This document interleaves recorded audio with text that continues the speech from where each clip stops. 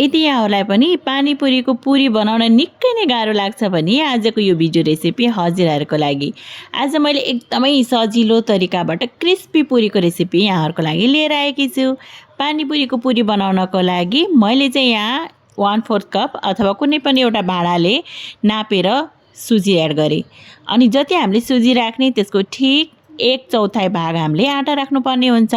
Measurement चाहिँ एकदमै जरुरी हुने भएको कारणले सुजी र आटा चाहिँ नापेर नै राख्नु होला।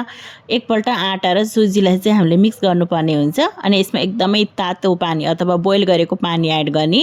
अनि पिठोलाई चाहिँ ठिक्कको हुने गरेर मुस्नुपर्ने हुन्छ। तातो पानी भएको हुनाले पहिला सुरुमा हामीले चम्चाले मिक्स गर्ने, त्यसपछि हातले मल्ने। पिठोलाई ठिक्कको हुने गरेर मलिसकेपछि यसलाई 10 मिनटको लागि हामीले रेस्टिङमा राख्नुपर्ने हुन्छ। यसरी पानीपुरीको पुरी बनाउनु भयो भने पिठोमा नुन, सोडा, तेल केही पनि राख्नु पर्दैन। यत्तिकै रोटी बनाउँदा पनि अथवा पुरी बनाउँदा एकदमै क्रिस्पी हाम्रो पानीपुरीको पुरी बन्छ। 10 मिनटपछि एकैचोटि हामीले पिठोलाई मजाले मोल्ने 2-3 मिनटको लागि। त्यसपछि सानसानो डल्लो रेडी गरेर यसरी सानसानो पुरी बनाएर रेडी गर्दैछौँ। सबै पुरीलाई मैले बेलेर एकैपल्ट रेडी गरेकी छु। पुरीहरू रेडी भइसक्यो। यता हामीले साइडमा तेललाई मजाले हाई हिटमा तताइसकेका छौँ। हाई हिटमा तेल तातिसकेपछि पुरी राख्ने अनि पुरी मजाले फुल्छ। पुरी फुलिसकेपछि सानो आगोमा एकैछिन पकाउनु पर्ने हुन्छ। त्यसपछि हाम्रो पानीपुरी इज रेडी। अब इन्जोय गर्ने।